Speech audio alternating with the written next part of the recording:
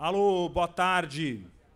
Boa tarde, Feira do Livro. Sejam bem-vindos e bem-vindas aqui de volta ao palco da praça. Eu quero convidar todo mundo que está aí, girando aí pelos nossos estandes, para dar uma pausa e vir aqui acompanhar esse debate agora, que vai ser muito bom.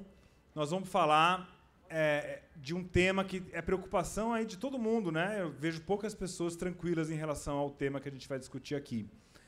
Essa programação faz parte do seminário sobre livro, leitura, literatura e bibliotecas, que a Feira do Livro está organizando aqui, em parceria com a Patrícia Auerbach e com a Diane, que está aqui, Diane Mello. Agradeço muito as duas pela curadoria. Toda essa faixa nesse horário aqui de discussões aqui da Feira do Livro, ela é ocupada por temas que são relativos às bibliotecas brasileiras, bibliotecas escolares, bibliotecas comunitárias, que são atualmente os principais centros de formação de leitores do país. E a gente vai falar aqui sobre a questão das telas, né? Esse debate se chama, eu estou aqui sem o título preciso, mas é da solidão, a solidão do livro e a solidão das telas. Qual diferença existe entre esses dois tipos de solidão, ou de sozinhez, ou de solitude? Então eu vou convidar aqui, sem mais delongas, para participar do nosso debate, a Débora Vaz. Seja bem-vinda, Débora. Tudo bem? Débora, educadora, vai ser apresentada pela mediadora. Agora, Alice Frederico... Aline, desculpe, Alice. Aline Frederico também vai compor a mesa. Palmas para a Aline. E a Patrícia Auerbach, que é a nossa grande curadora aqui, junto com a Diane. Seja bem-vinda. A Patrícia nos procurou aqui com um projeto lindo que a gente está fazendo em conjunto, que é a doação de livros para os acervos das bibliotecas comunitárias e escolares do Rio Grande do Sul.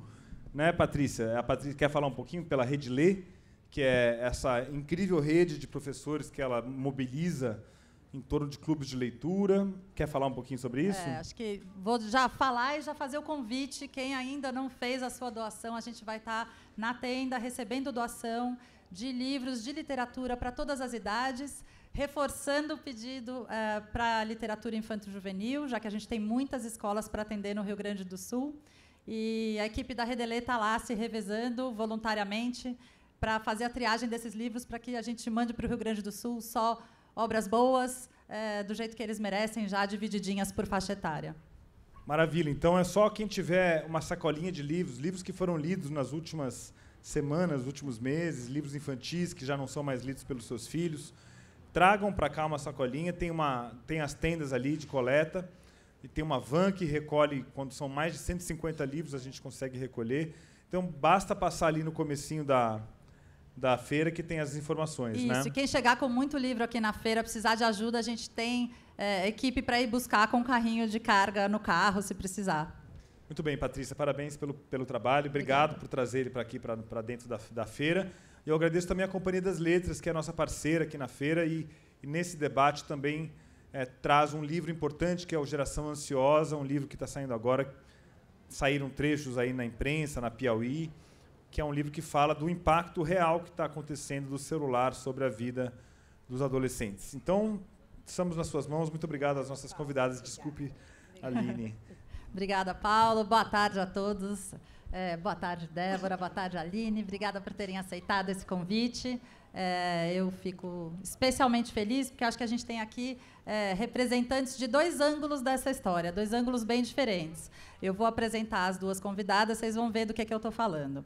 Então, lá na ponta, a Débora Vaz, Débora Silva Vaz de Almeida, pedagoga pela PUC, especialista em educação pela Sorbonne, participou da produção e implementação do Programa de Formação de Professores Alfabetizadores do MEC, participou das filmagens do programa Letra Viva, é assessora em instituições públicas e privadas, formadora de professores e diretora pedagógica do Colégio Santa Cruz. Aqui, obrigada. Aqui do meu lado, a Aline Frederico, que é pesquisadora em literatura infantil e juvenil, edição e leitura, especialmente no que diz respeito ao universo digital. É professora no curso de editoração da Escola de Comunicações e Artes da Universidade de São Paulo, conselheira do Plano Municipal do Livro, Leitura, Literatura e Bibliotecas da cidade de São Paulo, doutora em Educação e Literatura Infantil pela Universidade de Cambridge, leitora votante nos prêmios da Fundação Nacional do Livro Infantil e Juvenil e membro da equipe editorial da Revista Acadêmica Internacional Research in Children's Literature e do conselho editorial da revista Bookbird, a Journal of International Children's Literature, do IB. Ela está lançando o livro Literatura Digital para Crianças e Jovens, Teoria e Prática da Experiência Estética.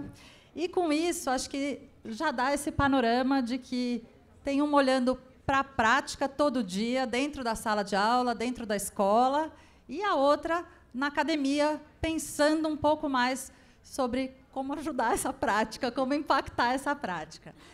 Eu vou apresentar um pouquinho esse contexto, da onde a gente fala, falando um pouquinho desse livro, Geração Ansiosa, que vai sair pela Companhia das Letras. Eu não tenho a capa da edição brasileira, que sai daqui a uma semana, mas já está lá no stand que eu vi, tem um cartaz enorme, já está em pré-venda. O livro...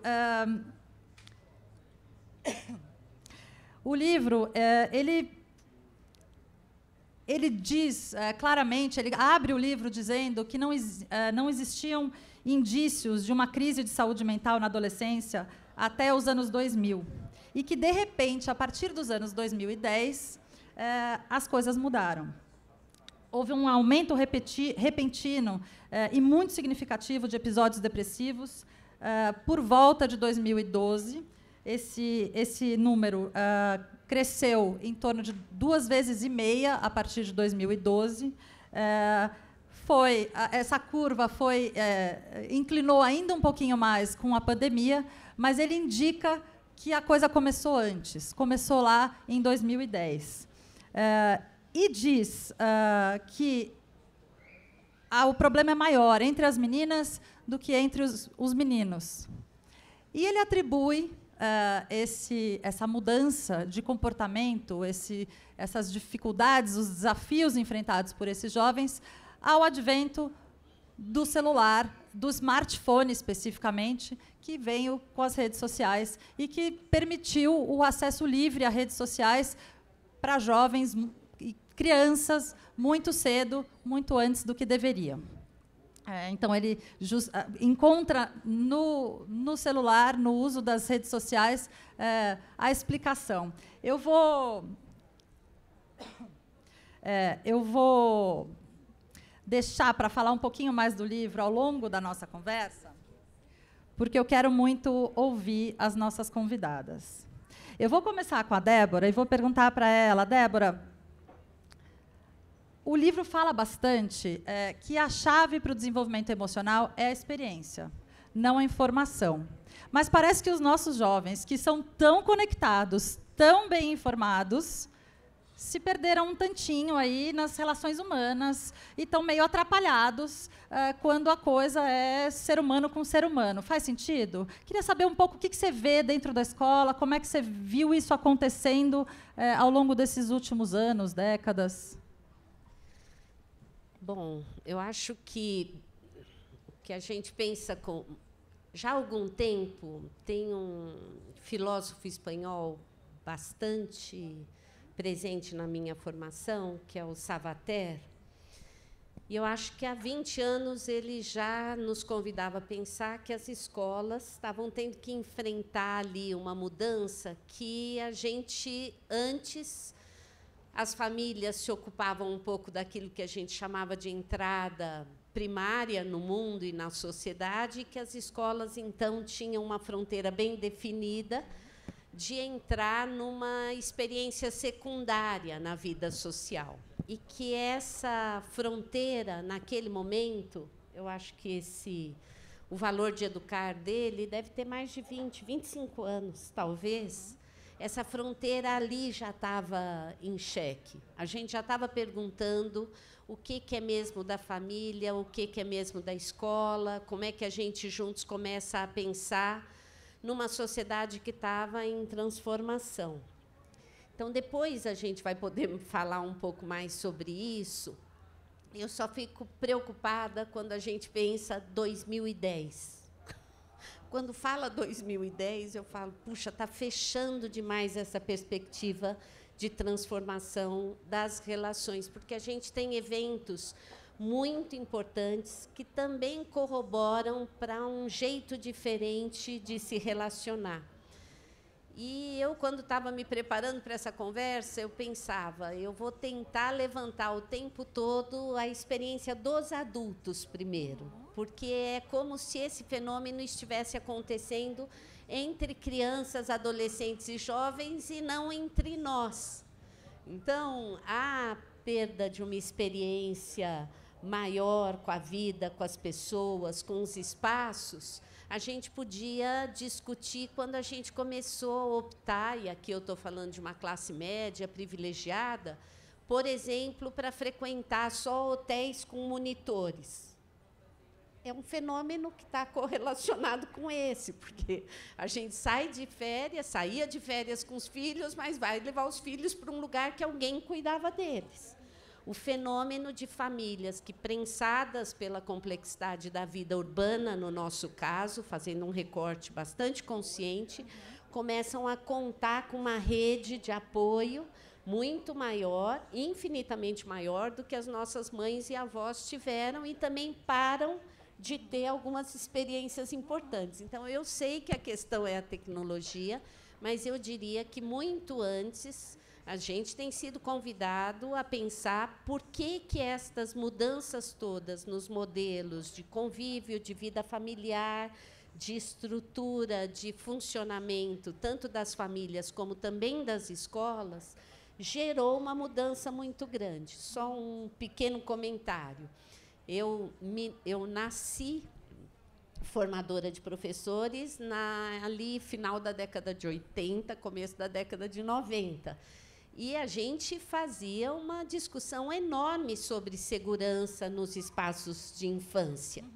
Né? Eu contei para a Patrícia que eu visitava escolas que protegiam as colunas com espuma, que ficavam o tempo todo pensando em como eliminar risco. E agora a gente tem ouvido, muito fortemente, convidados pelos educadores alemães a criar espaços que as crianças possam cair, porque elas não estão sabendo cair mais. Então, é nesse sentido, eu só diria que a mudança vem de muito antes e ela atravessa a vida adulta tão fortemente como a vida infantil.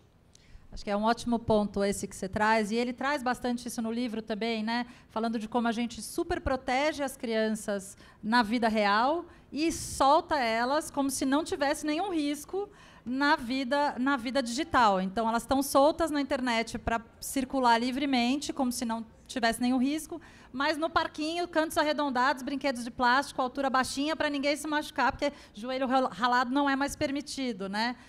Temos aí alguma coisa está fora de ordem, né? Aline, eu queria trazer um pouco para o teu universo dentro da universidade, né? Universo dentro da universidade, mas enfim.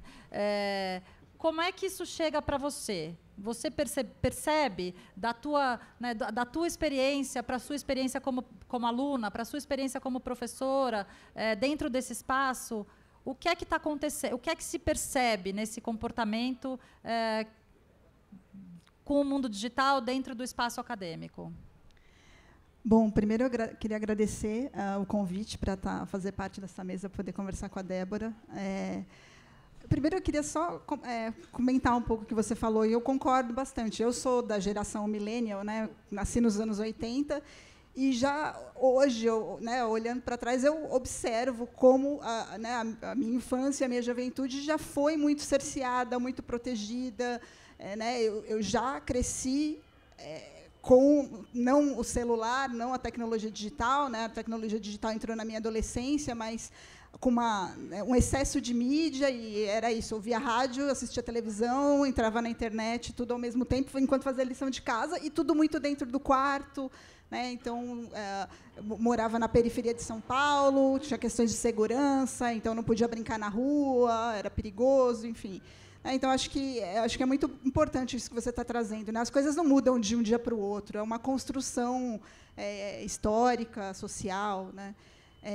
E hoje eu estou observando na universidade exatamente essa geração que ele está colocando aqui, que cresceu, né? Que pegou ali na pré-adolescência, início da adolescência, o smartphone, né? E o acesso à internet, acesso às mídias sociais, né?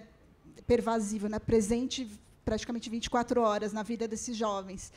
E tem sido um tema de muita discussão na universidade, né? A gente tem visto que os jovens eles estão com dificuldade de entender o lugar da tecnologia, o lugar onde a tecnologia não deve estar o tempo todo, né? Entender que, principalmente, acho que essa questão da atenção, né? A gente vai falar depois de leitura, mas também na educação a atenção é muito importante. E um dos grandes problemas do celular, do smartphone, é essa atenção fragmentada, né? Então, muitos alunos não percebem que o fato de eles estarem respondendo mensagem no meio da aula está interferindo no processo de aprendizagem, né? E é essa geração que, né, alguns já pegaram a pandemia no começo da universidade ou no fim do ensino médio, também é um fator que eu acho acentuou essa questão. E também vejo muito essa dificuldade de sociabilizar, né? Por exemplo, estou fazendo um projeto de extensão em que os alunos vão fazer mediação de leitura no CEL Jaguaré. E vários alunos falaram: nossa, mas eu tenho medo de criança, eu não sei falar com criança, tem alguma função que eu posso ter nesse projeto que não seja interagir com as crianças? E aí eu falei: nossa, realmente esse projeto veio a calhar, né? Porque eles estão precisando dessas experiências, eles estão precisando ter contato com o outro, né? E eu tive outra experiência curiosa que a gente teve que juntar 2 turmas. E aí eles estavam assim: ai, nossa, mas eu não me sinto confortável de ter na mesma sala os alunos da outra turma. Eu falei: não, então, realmente, a gente precisa trocar. E a gente vê, né, o espaço da universidade ele mudou um pouco da minha geração, e que com certeza também foi diferente de gerações anteriores, mas no sentido de ocupar esse espaço e ter trocas, né, entre as pessoas. Então, eu acho que eu estou observando nessa interação com os alunos um pouco os efeitos desse fenômeno que ele está descrevendo ali no livro. Vou pegar o gancho aí, já vou jogar a bola para a Débora, porque o Colégio Santa Cruz fez recentemente uma experiência de restringir o uso de celular dentro da escola. Me parece que tem tudo a ver com o que a Aline estava trazendo, o que está acontecendo na universidade. Você pode falar um pouquinho para a gente do que motivou e como é que vocês estão percebendo a mudança, se é que aconteceu, de comportamento por conta da restrição do celular? Agora vai ficar interessante responder isso, porque eu já visualizei alunas do Colégio Santa Cruz aqui. Então, vai ficar bom. Eu já vou aproveitar, então, para dizer que quem quiser fazer pergunta pode chamar. A gente tem um pessoal aí do lado com papeizinhos prontos para vocês escreverem as perguntas. E, no final, a gente vai ter um tempo para pergunta. Então, se a aluna quiser fazer pergunta, fica aí a dica, a possibilidade. O que a gente tem percebido, e, de novo, não somente os educadores de uma escola na cidade de São Paulo, na Zona Oeste, privada. O que os educadores têm percebido é que os alunos, autonomamente, não têm dado conta de fazer essa regulação. Ponto. Porque, se a gente tem no Padre Charbonneau um educador de inspiração para o projeto, um dos princípios dele era a liberdade com responsabilidade. Mas como é que a gente faz para ajudar alunos que estão tão tomados por essa lógica a experimentar uma outra que não seja a única que eles estão tendo como referência? E os educadores, em geral, têm percebido que, para isso, nós vamos ter que fazer uma regulação de espaços, lugares, idades e tempos de uso. Não tem jeito, nós vamos ter que negociar. Nós vamos ter que interditar, e eu acho que essa é uma decisão que está em curso em muitos estados, municípios. A primeira vez que a gente ouviu sobre a França proibir, muitos dos meus colegas disseram: isso não vai dar certo, a gente nunca começa proibindo. E aí a gente olhou e falou, vamos ter que proibir também. Eles não vão dar conta, eles vão precisar de um apoio para poder regular. Então, passa por um acordo institucional, passa também por uma discussão de como é que a gente envolve os alunos nessa discussão. Então, num primeiro momento, lá no ensino médio, uma discussão que começa a acontecer entre educadores. Eu ouvi a diretora do ensino médio ontem para poder trazer um relato bem importante. Um dos primeiros experimentos que algumas salas fizeram foi deixar os telefones em cima da mesa do professor sem silenciar,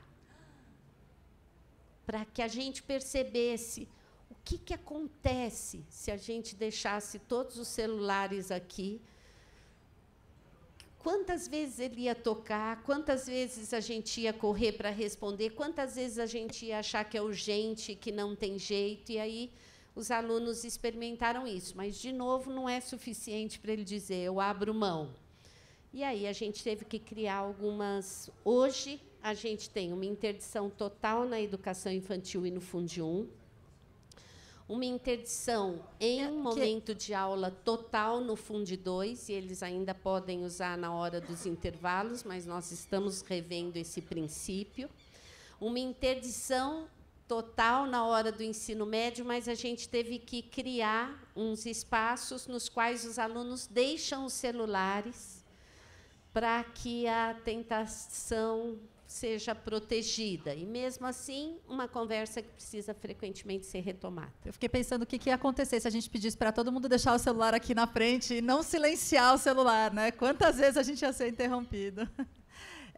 Vou puxar um pouco a conversa agora para a gente falar de leitura.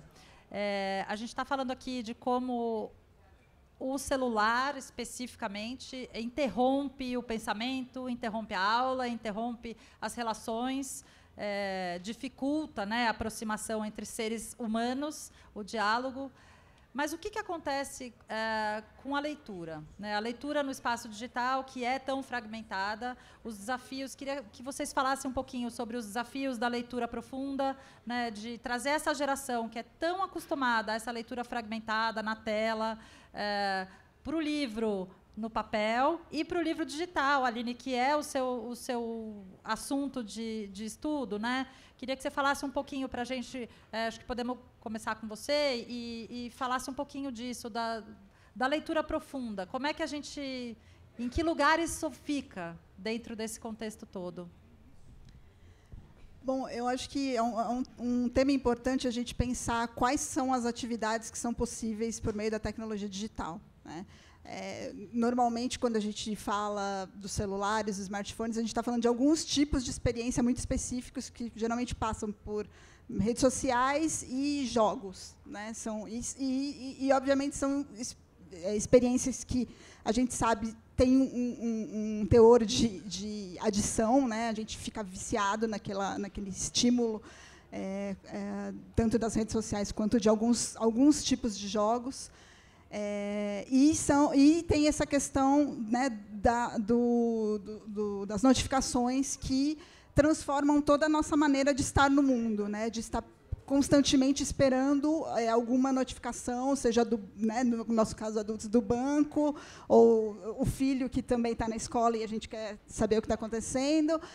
Mas, no caso dos jovens, dos próprios colegas, alguma novidade, nas redes sociais, se alguém curtiu, se alguém comentou, e etc.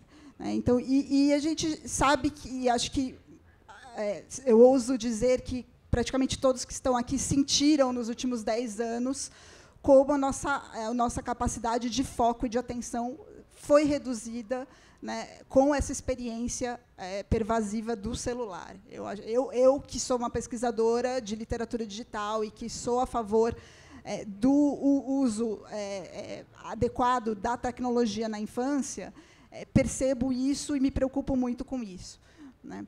E aí eu acho que, quando a gente fala da tecnologia, né, nesses dispositivos, e pensando na leitura, a gente tem dois caminhos, né? A gente tem o caminho, que é o que eu trabalho muito, que é da literatura digital, propriamente dita. Então, uma literatura que vai promover uma experiência estética a partir dos recursos do meio digital. Então, pensando nisso que você falou no começo, na questão da experiência, né? Então, trazer uma experiência estética enriquecida, que também pode acontecer no meio digital, né? Uma experiência com a literatura, uma experiência, né, de imaginário, de criatividade, de alteridade, que é uma questão tão importante, né, na leitura literária, por exemplo. E a gente tem também a literatura que a gente geralmente chama de digitalizada, que são e-books, são, né, PDFs. E a gente já tem muitos indícios na literatura de que a leitura de textos de maneira digitalizada é um pouco menos eficiente do que a literatura do livro em papel. Então, no sentido de pensar, né, nesse melhor meio, melhor formato, para a gente alcançar uma leitura profunda, o livro, já é sabido, continua sendo o melhor formato, né? Isso não quer dizer que a gente deva, né, interditar o e-book e a literatura, o livro digital mais simples. Eu acho que a gente vive num país de dimensões continentais, eu acho que tem uma questão de acesso que é muito importante. O livro digital ele chega a lugares que o livro impresso, infelizmente, não chega. E essa questão da portabilidade, né, a facilidade de utilização, ela é real e eu acho que tem que ser valorizada, e eu acho que tem contextos em que esse tipo de livro é muito importante. Mas partindo para a literatura digital, a gente tem também pesquisas que indicam que, se essa literatura, se esse livro ele traz recursos que aprofundam a experiência estética, a experiência literária, a gente aí sim tem benefícios da literatura e da leitura no meio digital. Então, em primeiro lugar, eu acho que a gente precisa ter, primeiro, obras de qualidade, que efetivamente usem esses recursos, né, de maneira poética, construtiva, e pensar também na necessidade de, quando a gente tem que ler um livro nos dispositivos digitais, a gente tem que ter mecanismos, né? Às vezes, na escola, é a questão, temos que tirar o celular, a gente vai ler um livro no celular, a gente tem que tirar as notificações, né? A gente tem que criar alternativas para tentar diminuir essas intervenções constantes, né, essas distrações que os dispositivos digitais têm. Né, o próprio Kindle nasce um pouco dessa ideia, né, os e-readers, que a gente chama, né, esses dispositivos exclusivos para leitura, exatamente dessa ideia de que, para ler, para alcançar a leitura profunda, o dispositivo, né, os tablets e os celulares, eles não são tão adequados exatamente por conta dessa interrupção constante. Né. Hoje não é mais assim, né, os próprios e-readers já têm também notificações e mudou o estilo, mas eu acho que o conceito permanece ali. A necessidade, né, e aí, entrando um pouco nessa questão da solidão, né, e de pensar na diferença de solidão e solitude, né, e como o livro pode ser um grande companheiro, e a leitura e a literatura, para a gente encontrar a solitude e não ficar nessa sensação de solidão. Né, mas essa questão da interrupção e da atenção são muito importantes de se levar em conta, né, para conseguir efetivamente alcançar a leitura profunda e se envolver e estar imerso, né, no universo da literatura em qualquer meio. Débora, quer complementar alguma coisa nesse sentido da leitura profunda? Eu fiquei pensando que a Aline traz um conceito que também é muito anterior ao advento do smartphone, que é a ideia das práticas sociais, né? E que a gente não pode abrir mão disso na escola. Que experiência que funciona bem no impresso, e a gente precisa defender que ela continue funcionando nessa situação, mas que outras experiências que o digital pode oferecer também, e que são experiências válidas e que os alunos precisam de educadores para poderem acessar essa qualidade dentro do digital. Pensei em outro conceito, que é a experiência profunda, ela vai depender sempre de repertório e de mediação. Então, a gente não pode abrir mão da experiência e de curar bastante essa experiência. Por isso, o digital e o impresso podem compor. Queria citar um autor que tem me ajudado muito bem a entender isso, que é o professor David Buckingham. É uma referência, porque ele pede que a gente evite a ideia de benefício e malefício, e comece a entender que essa cultura atravessa a experiência humana e que nós vamos precisar entendê-la. E que negá-la, no caso do digital, é abandonar as crianças numa experiência muito solitária. E que aí, para isso, ela precisa de adultos, né? Não só as crianças, mas os adolescentes e os jovens também.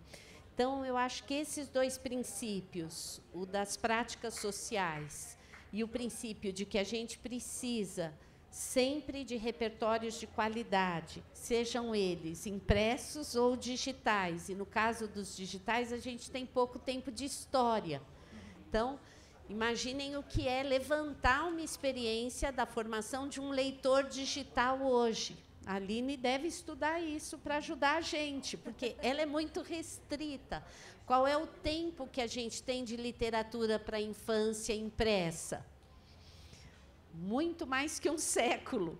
E, no digital, ainda uma experiência muito recente. Mas a gente já tem como levantar esses dois princípios de prática social e de repertório amplo com mediação, com gente que possa conduzir os alunos nas melhores olhadas, como a gente fala. Posso complementar? Não, eu concordo plenamente com o que você está falando, e a questão da mediação é fundamental, e também da formação desses mediadores, né? Nós sabemos que a literatura digital é amplamente desconhecida por crianças, por pais, por professores, por mediadores.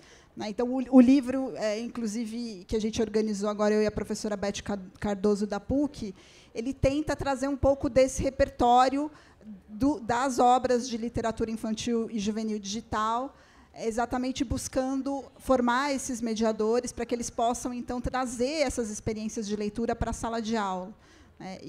E pensando que essa literatura digital, ela traz, né, por ser digital, ela traz muitas desses aspectos, características, a própria interatividade, que são típicas da textualidade digital, mas que estão ali dentro de um contexto que leva à reflexão. Então, eu acredito muito que a literatura digital ela tem o potencial de trazer a atenção dessa criança e desse jovem para essa textualidade digital e as suas implicações, porque o que a gente quer é que eles sejam capazes de ter um posicionamento crítico em relação a essas mídias. Eu acho que nós estamos, infelizmente, nesse momento de interdição. Eu acho que a gente não conseguiu chegar no meio termo em que construímos uma juventude capaz de se autorregular. Porém, eu quero acreditar que esse é um caminho que vamos percorrer para conseguir chegar no momento em que não vai mais ser preciso interditar, em que vai se desenvolver essa consciência dos momentos de se desligar o celular totalmente, ou se deixar o celular guardado em um determinado lugar, e os momentos certos de recorrer ao livro, de recorrer ao audiovisual, a outros tipos de mídia, né? Então, mas eu acho que a literatura digital ela tem esse papel, porque ela dialoga com essa textualidade diversa no meio digital, o audiovisual, os games, e com o literário, né? Então, acho que precisamos trabalhar mais essa literatura, dá-la a conhecer, né? Ainda que ela seja em termos de também, não só em termos de história, mas também em termos de volume. São muito poucas obras, infelizmente, né? A gente está numa feira aqui de livros, né? São milhares de títulos de literatura infantil e juvenil maravilhosos, que, né, todos têm um potencial enorme de formação de leitores, e a gente ainda tem ali algumas dezenas de obras de literatura digital de qualidade, né? Então, acho que temos um longo caminho a percorrer nesse sentido.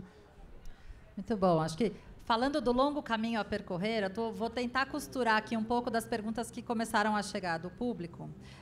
Tem algumas perguntas que falam das responsabilidades. E eu vou juntar elas aqui, levando para vocês a seguinte provocação. O que é responsabilidade da família? O que é responsabilidade da escola, da academia? O que é responsabilidade de políticas públicas, por exemplo? A gente sabe que no Rio de Janeiro já existe a restrição ao celular já existe nas escolas, mas isso basta? Então, resolve-se o problema tirando o celular de dentro da escola? Ou a gente precisa de políticas públicas também regulando redes sociais? Qual que é o papel de cada um nesse imbróglio aí? Bom, do lugar que me cabe falar, quando a gente começou a perceber os efeitos da publicação da geração ansiosa, no primeiro momento eu fiquei muito irritada, porque eu fiquei pensando como, em relação ao currículo antirracista, quando a gente localiza no George Floyd, é como se a gente desconsiderasse séculos de matança local, muito próxima. Mas aí depois eu pensei, bom, se começou por isso, que a gente saiba, então, continuar a partir daqui. E com o livro eu senti a mesma coisa, porque a gente tem algumas organizações da sociedade civil, o Instituto Alana, há quanto tempo tem chamado a gente a dizer tem algo errado com a infância, nós estamos perdendo experiência. O digital está invadindo as experiências familiares, escolares, sem um crivo que permita um uso mais reflexivo. E aí, a partir desse livro, e aí eu pensei, um primeiro momento de, bom, mas a gente está falando tanto sobre isso, mas alguns queridos amigos têm me ajudado a passar dessa primeira irritação para, bom, então que bom. Porque a primeira questão é o quanto a gente estava já convocando as famílias a pensar se uma criança de 8 ou 9 anos tem condição de receber um aparelho como esse e usá-lo de forma acompanhada ou não, porque essa ilusão de que eles vão usar só quando estiverem acompanhados é uma ilusão muito perigosa. Então, sim, tem um campo que é o da família, e que bom que esses movimentos estão nascendo e fortes, porque as famílias vão se apoiando e construindo formas de dizer, acho que a gente passou. Todo mundo? Não, mas talvez algumas e muitas famílias precisam de um movimento mais dentro do campo dos responsáveis pelas crianças e adolescentes para perceber e para poder criar regras fortes de proibição, interdição ou uso acompanhado, que é o que a gente tanto quer. Do lado das escolas, eu acho que a gente também demorou para dizer e olhar que o efeito do uso de adolescentes, de celulares, nos momentos de intervalo, no caso da própria escola, estava abusivo. E este movimento ajudou a gente a correr, de alguma forma, para reagir também a essa grande rede de educadores que tem juntos pensado nos efeitos. E eu ouvi o Rodrigo Nem, do Instituto Alana, falando recentemente que estes movimentos de famílias que têm se organizado em grupos também têm pressionado um pouco algo que precisa acontecer, que é a regulação das grandes empresas de tecnologia que, no Brasil, estão ajudando, não, estão disseminando uma ideia de que regular é censurar. E a gente está dizendo que regular é proteger. Regular é proteger. E que, num país democrático, nós precisamos ter políticas bastante claras e bem construídas para dizer que não está livre e que não estão soltos. Porém, eu só queria fazer um comentário adicional, que o que nós vamos ter que negociar são as fronteiras. E aí vou dar um exemplo. Cabe à escola dizer para as famílias, vocês estão proibidos de comprar? Cabe às famílias dizerem para a escola, vocês estão proibidos de usar? Eu acho melhor a gente continuar apostando na diversidade e na autoridade destes campos como forma de respeito a cada uma dessas instituições. Então, as escolas precisam dizer qual o seu compromisso com a construção de um currículo de cultura digital bem estabelecido e declarado, precisam ampliar os espaços de formação das famílias, mas não cabe, na minha opinião, às famílias dizerem que as escolas estão as famílias estejam proibidas de fazerem escolas a partir do seu próprio marco cultural e próprio. É difícil aí a fronteira e cabe às famílias e às escolas pressionarem os políticos pela regulação das grandes empresas e indústrias de tecnologia hoje. Bom, eu concordo plenamente. Eu só queria trazer, nós temos a Declaração dos Direitos da Criança e temos o adendo, que é os direitos da criança no mundo digital. Né? E um dos itens é a defesa dos melhores interesses das crianças. Eu acho que esse é um ponto fundamental. Nós sabemos que as empresas de tecnologia, principalmente as desenvolvedoras das redes sociais, e ele fala isso no livro, estão fazendo vista grossa. A gente sabe que não tem nenhum sistema de regulação para que crianças com menos de 13 anos, que é a idade mínima regulamentada para o uso de redes sociais, a gente sabe que não tem mecanismos de efetivo controle.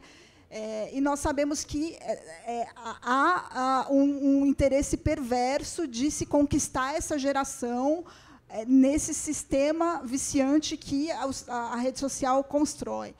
E eu acho isso gravíssimo, e eu acho que é muito importante, como você falou, que pais, famílias, grupos sociais e escolas se movimentem para pressionar o poder público, porque, no meu entender, as políticas públicas são essenciais, e essa regulação das empresas de tecnologia, a gente tem falado muito em relação às fake news, em relação à inteligência artificial, mas esse olhar para a defesa, e o cuidado com as infâncias e com as juventudes é muito importante, e eu tenho ouvido ainda muito pouco isso. Acho que esse livro ele já é um sucesso no sentido de ter provocado esse debate.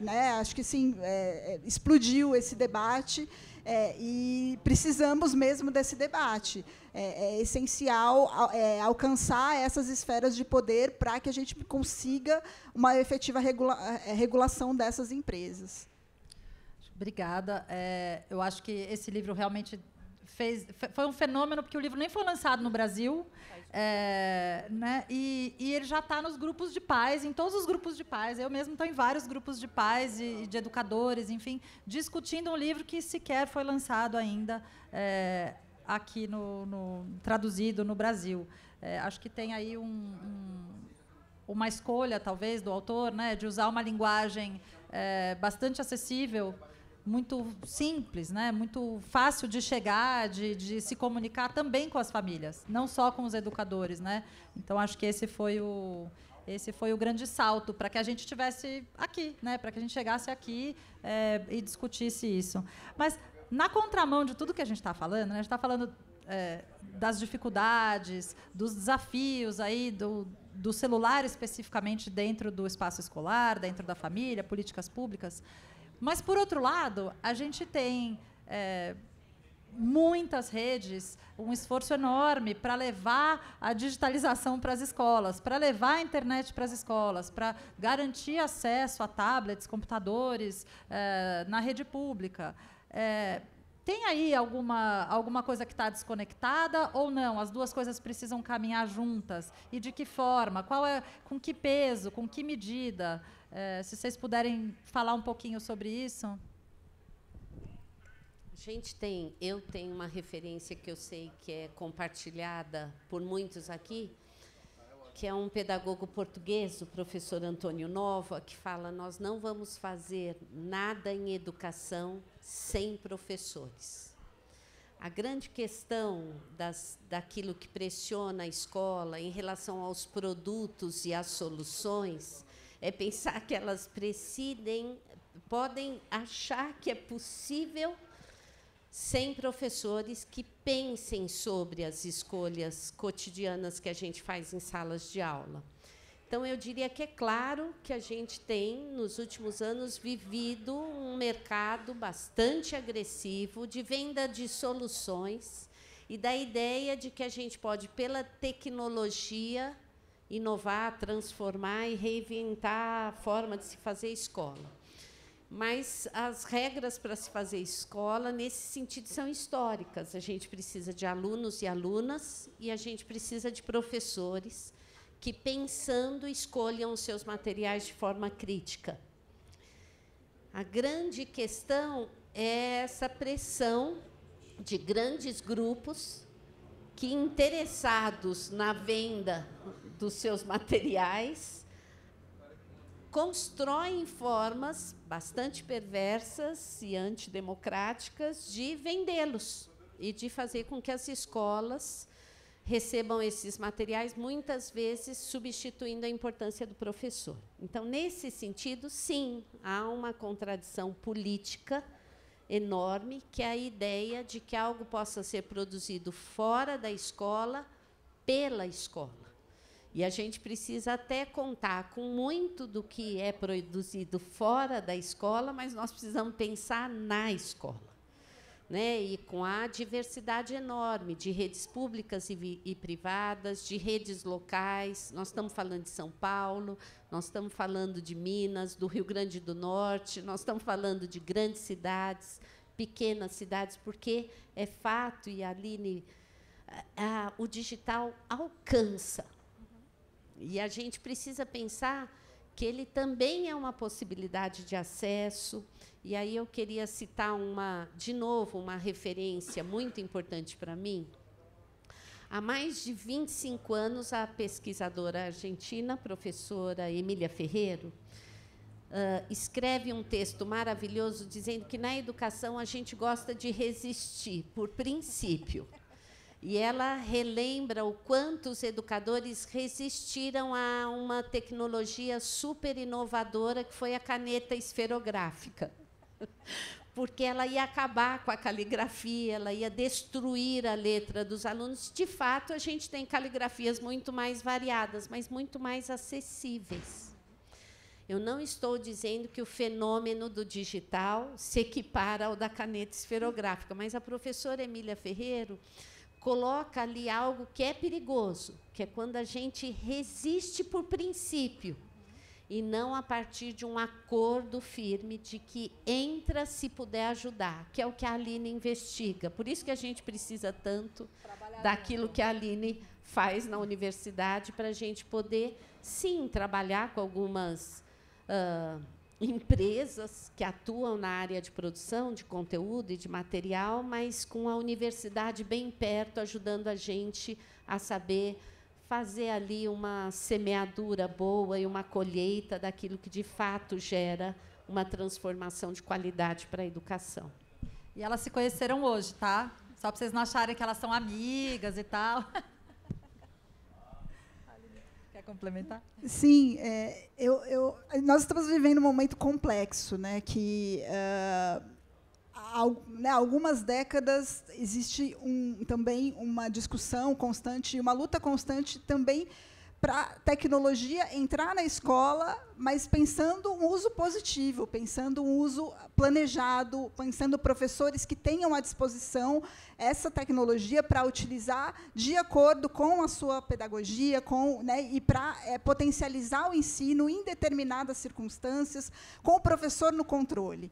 E nós temos vivido esse momento político complexo em que alguns governos estão usando a tecnologia para tentar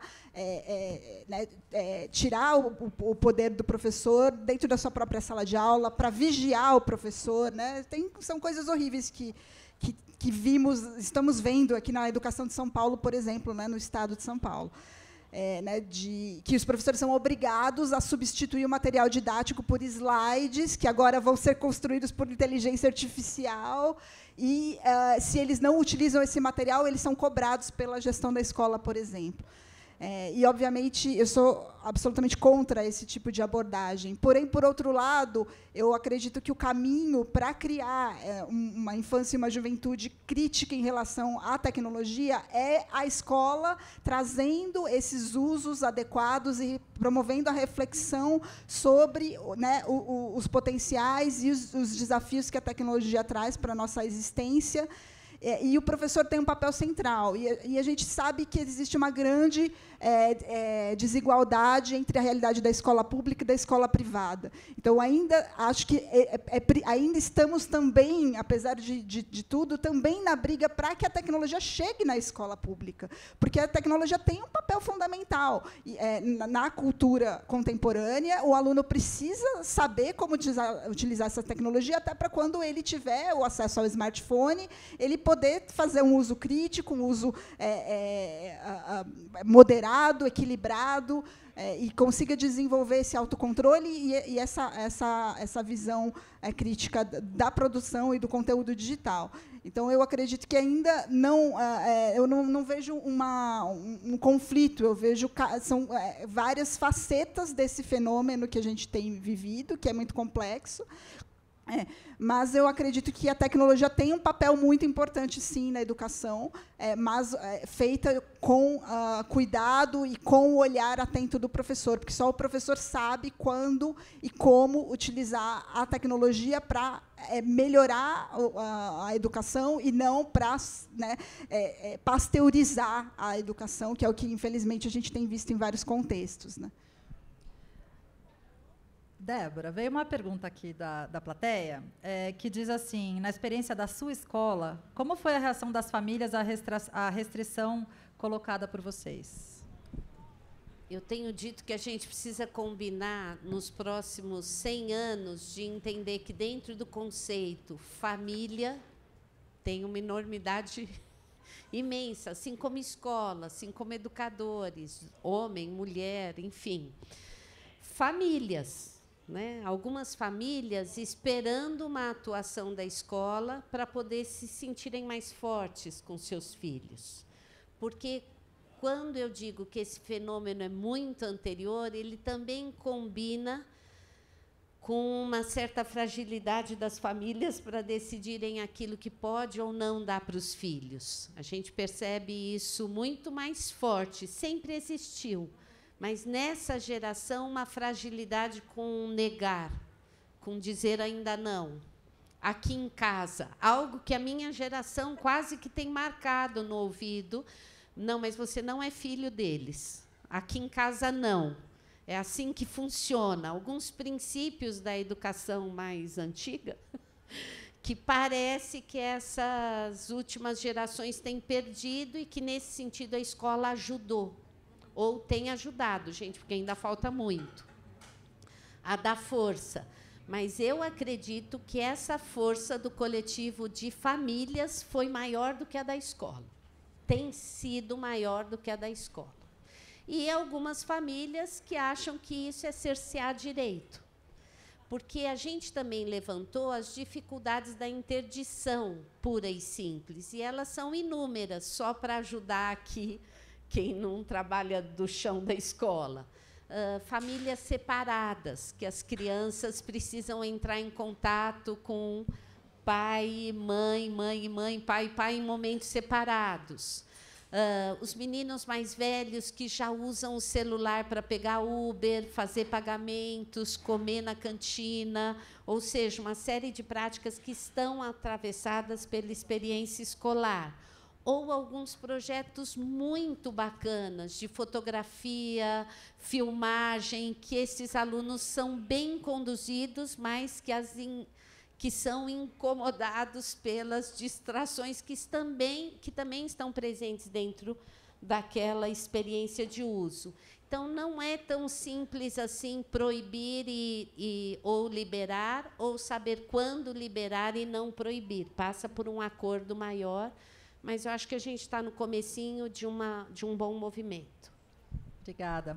Aline, veio uma pergunta para você, acho que é uma dúvida mais simples, assim, bem objetiva. Qual é a diferença entre um livro infantil de papel digitalizado e um livro infantil de literatura digital? Não, é uma ótima pergunta. Eu acho que é uma dúvida que muita gente tem.